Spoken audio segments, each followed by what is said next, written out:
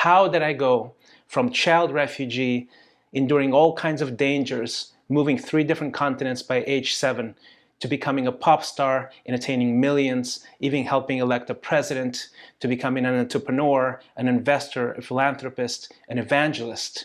This is my crazy, confusing, strange, terrible, and miraculous life story. I will share this with you in this extended episode of Headspace.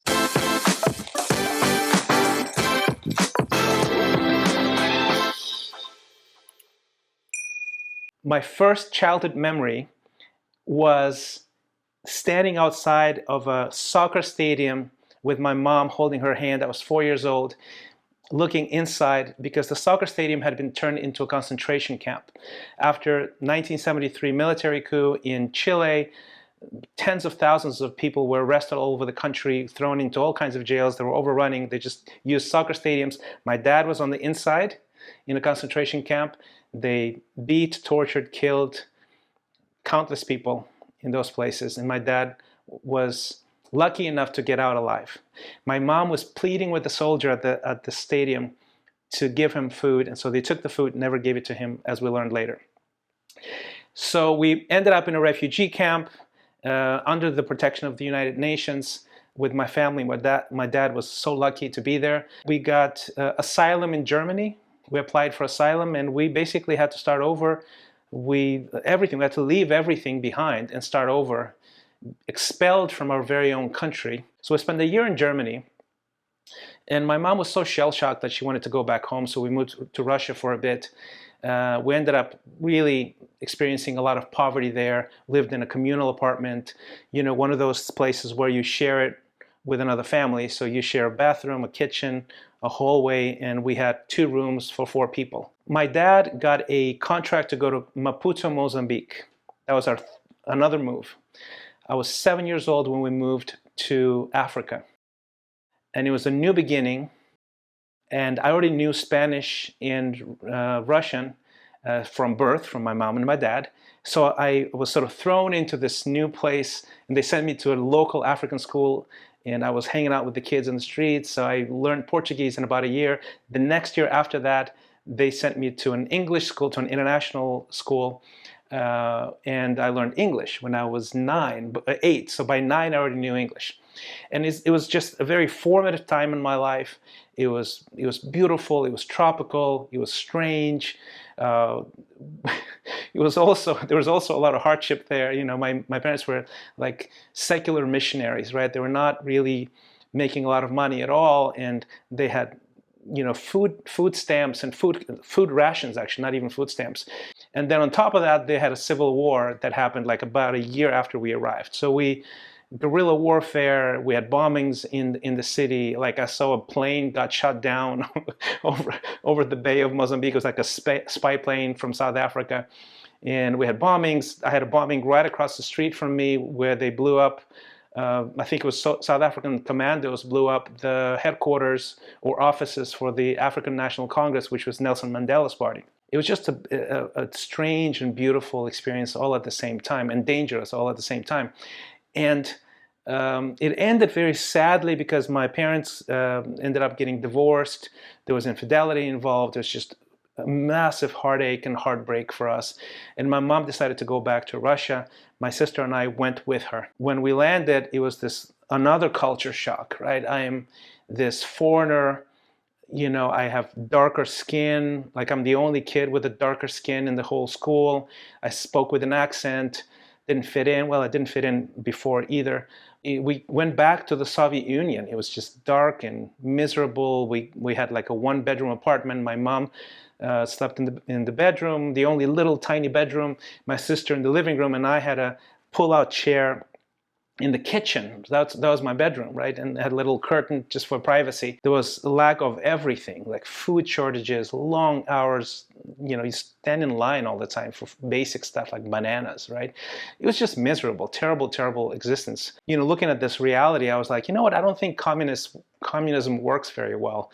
I started to become aware that this is an ideology that just doesn't work. And it got stronger. That feeling got stronger and stronger over time because I ended up studying economics. I got a master's degree in economics, and I actually studied Karl Marx and wrote papers. And I looked at the reality around me, and I was like, this does not match. This is wrong. It's just it's all kinds of wrong. At the time, it was really after the fall of the Soviet Union. I had already experienced a military coup in Chile, civil war in Mozambique, and the fall of the Soviet Union. So, civil unrest seems to follow me wherever I go. I'm very worried about Austin, Texas, where I live now. It was this decade of freedom in Russia that essentially was over after a decade when Putin came to power and started shutting things down. And it was like this free market heaven, right? So all of my friends were going into banking and trade and all kinds of stuff, and I was the only sort of idiot that went into music. But I was just very, I was like, look, what I have to lose? I'm in my early 20s, I think I can do this. So I started doing music and ignored my economics degree. It actually served me well in the long run, but at the time I was doing music. And it was this sort of perfect, alignment of stars. I was exotic looking, I was talented, I worked really hard. The music that I did was sort of in high demand because it was this very Western sounding R&B pop, and the Iron Curtain fell and there was this demand. I became popular in about a year. So I was in a year from starting, which started very, very humbly from nothing. I was on national television. So I started releasing single after single after single. I was in television, in radio. This is pre-internet, so if you were on television, you were everywhere. And it was not just Russia, it was all of the former Soviet Union republics. So the Baltics, all the way to all the stans. It was Ukraine, all of that territory. So it got millions of fans and millions of albums being sold, and most of them pirated, by the way. And we started touring, going from small clubs to bigger clubs, from bigger clubs to sports arenas. I released my first album, and the very last single I released there in this album was this very anthemy song called Our Generation. And it sort of captured, it's like lightning in a bottle. It captured the pulse of a generation, and it exploded. I was everywhere. So every club, every disco, every radio station, everywhere where young people were congregating, they were playing that song. My pride, my arrogance, my entitlement, my selfishness started showing up and being amplified. And the worst was basically my romantic relationships. I was very deeply wounded by the divorce of my parents, and I didn't believe in marriage because I thought I was gonna get hurt like my mom did, or I was going to hurt somebody like my dad did. And I would sabotage every relationship that would even approach being serious. And I would do it over and over and over again. And it was just terrible until something happened that made me sort of face the music, right? Very superficial, vain person, basically. Like there's not a better way to put it. So I was dating this runway model, which was the thing you do if you're a pop star. And she became pregnant, we had a baby, and I was already sabotaging. So I was treating her terribly, just terribly. Said things to her that I'm still deeply ashamed of. And she walked away and she cut me off. And I was heartbroken because I had this miracle of a child. Her name is Diana, my oldest daughter. And I've lost her, and it was because of me. So I was very humbled, and I was in this particular humble situation where somebody invited me to a Christian church. And it was like, honestly, a random person. I was just so desperate that I was like, okay, I'll go. And I show up and I'm all guarded. And, I don't like, when you're a celebrity, you sort of stay away from crowds, right? So I have this shades sitting in the back row being pretty ridiculous. But I met this guy, his name is Andy Fleming, and he is this Canadian person who was just serving there as a missionary. And he doesn't know or care who I am. And we started talking, we go out for pizza, and he tells me about the Bible, his life, his family. And, the second time around, I go and visit him and his family. He's had me over to have dinner at his home, and I'm looking at them, and I realize that this guy has a family, a love, something that I've never seen before, and something that I have no clue how to get. And I turned to him, and it was this really deep it was this moment of transformation. It was both mundane and supernatural all at the same time, because I turned to him and I go, How do I get what you have? And he said, I'll teach you. If you're open to studying the Bible, you'll listen, I'll teach you. And I said, yes, I want to know. And in that moment, I decided to just do whatever he says, because I know he has something I don't. And we studied the Bible. In about 2.5 weeks, I became a Christian, got baptized, changed my life, repented of all my sins. Most of my friends didn't believe that I was going to change my life or my habits, and I did. And it changed everything in me, and it gave me my joy, my peace back. I started relearning relationships, character, friendships, business, finance. All of it was now being sort of reframed by scripture and mentorship in my life. And after that, things had started even evolving in a bigger way, even in my career, for some amazing reason, right? It's Boris Yeltsin was already president, and he was getting reelected. And this was the last time the communists were winning in the polls before the election. It was 1996. And by then, I was a very, very convinced anti-communist type person, right? Although my parents were communists. I was very, very devoted to the cause of defeating the communists, because I think there was a tragedy for the country if they came back. So I threw myself into a campaign, and I was lucky enough and fortunate enough for the campaign of Boris Yeltsin to use my song, Our Generation, as the anthem. One of the main songs that they used in all their ads and stuff like that was my song. And I was on television campaigning very directly for Boris Yeltsin against the communists. I went on tours, multiple cities, and it was an amazing experience. I'm still very proud of what we did back then, although obviously the democracy didn't last in Russia. But at the time, it was a historic moment, and I was privileged to be a small part of it. For us, if the communists had won, losing our career was sort of the best case scenario. But at the time, you're in the 20s, you're invincible, you don't think bad things can happen to you. So we just threw ourselves into it, and Yeltsin won. So all kinds of things happened that sort of took my trajectory upward from that moment. It was my career was growing. I started serving the poor very actively. We did amazing programs for the orphans, like 3,000 or 5,000 orphans. I visit orphanages all the time, became friends with them. I invested my heart into the needy and to the underprivileged, and it changed my life. One of our events, Michael Jackson came to our event, which was just remarkable. Also a side story that I'm not going to go into. I met my wife, Deb. She was in Los Angeles. I was in Moscow. I went there for a conference. And it was this, by the time I had been retrained, like healed, and I saw her and I fell in love with her. And I courted her, and she came to Russia, and we got married. We had 1,800 of our closest friends at our wedding. Our first kiss was at our wedding on that stage. That's a very different life, isn't it? And then shortly after, another miracle happened. My daughter, Diana, through a long series of amazing things that happened, like a chain reaction of things, actually got my daughter, Diana, back. Her mom moved back into the country, into the city. She had become a Christian overseas. And I got my daughter back. She was 6 years old. And as I got my daughter back, we found out that Deb was pregnant with Violetta. So Diana was there when Violetta was born, her sister. And it was just a miracle. It's still one of the biggest miracles of my life. So I started serving in ministry as well. I thought, look, if I can entertain millions over here, and I don't use those talents to impart change and transformation spiritually, what am I doing? So I started doing ministry as well, and leading an amazing group in Moscow, amazing ministry of hundreds of people. And I sort of phased out of music eventually because I found this to be more meaningful. And my daughter Vivi was born, and then we were asked and invited to lead a church in Kiev, Ukraine, and that's our Ukrainian connection.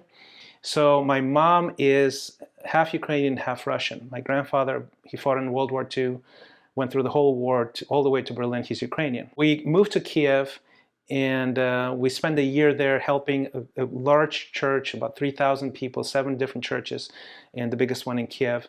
And my daughter Bella was born there. So I will allow myself a side note here, because where we lived and where my daughter Bella was born, a lot of the footage from Bucha, which is, if you'll recognize and Google it, the atrocities of the Russian occupying army in Bucha, was literally the neighborhood next to my neighborhood. Some of the footage that we see of terrible stuff being done to civilians in Ukraine was in my neighborhood. So it's just really heartbreaking. And we eventually launched the Ukraine Relief Network, and we have two centers in Lviv and Kiev. So from Kiev, we ended up moving to the States. We did work in the US and overseas, all over Latin America, serving the poor for a few years. We started a company in Los Angeles called Hollywood World, and we did sort of high-end music videos and music production, sort of a mom and pop business that did really well. And we did it for Eastern European artists in Hollywood. It was sort of a combination of my connections and network and capabilities, and Deb's, because Deb used to work for MTV and VH1, and she was very, very connected in LA. We ended up in Austin, Texas, of all places, because we wanted to start a community of faith here. And we had friends who wanted to help us, and it sort of happened to be a great place for it. And we also started a company. So the community was called Tribe. The business was called Third Drive. And at first we just did video marketing, then we expanded into websites and design and all kinds of things and strategies. And there was a community that was just a little startup of a faith community called Tribe. And it grew, and eventually we actually sent the mission team, and we started another one in the East Austin. It's an amazing, amazing group of people that I love deeply and very invested in. And then Third Drive became also a venture development company. So I met this amazing human being, Brandon Nicely, who you probably know from some of the stuff that we put out there together, who became my best friend, and he's a genius in strategy and startups and capital, and I wanted to learn from him, and he wanted to learn some of the stuff that I was doing. So that's how I made the jump from media production and marketing to tech investor, right? And business development guy. And we are now coaching people and raising capital for people and doing marketing for people. And then we're building this faith community here. And then we launched a nonprofit called the Send Mission Fund. And it was just that same heart of serving the poor. And we have an academy in Maputo, Mozambique, and I just wanted to give back, and I wanted to, plant a little seed of entrepreneurial missions, essentially, in Maputo. And we have a group of kids there who are among the poorest of the poor, who have an after-school place, a second home, where they can learn computer skills, English, and character. We also launched the Ukraine Relief Network when the war broke out, and the Russians occupied Ukraine. It was just super tragic, but we're so blessed to be able to do some amazing work there through the Ukraine Relief Network. So I'm telling you all the story because it has these ups and really pretty bad downs and high mountains and low valleys. Because I look around me now and I see myself as, the luckiest man in the world. Somebody who was not really destined to have any of this, right? Like, if you think about that kid standing, outside a concentration camp with his mom, about to lose everything they had, start a new future, didn't know what was going to happen, to where I am now, it's just, it doesn't make any sense. I have an amazing marriage. I come from 3 generations of broken homes, and I'm deeply in love with Deb. And I love my kids, and they're respectful and wonderful and brilliant and have their own vision of life and their own opinions, and they're impressive, right? And they love me and respect me back. We have an amazing business. We have impact in the business world. We have impact for the poor. We have eternal impact in ministry. All of that is because of 3 things. And that's sort of why I'm telling you this longer story, right? And I can give you a longer list, but I want to focus your attention on 3 things that I think are responsible for the key transformation here. First of all, is transformative ideas, right? if you latch on to ideas that are perhaps difficult and they challenge you to change, but they can redirect your life forever, they're worth exploring and worth being a great apprentice of, and apprenticing under somebody. They're really worth it. And that's probably the most brilliant thing. The most brilliant thing I did is to release control and to apprentice under somebody who knew what they were talking about in all full humility and surrender. The second idea is that the blueprint for human success, I'm absolutely convinced of this, is the Bible. This is the blueprint. This is how you are designed to be, to flourish to your fullest potential. And you may not believe in God, I get it. I'm just telling you, this is what I know.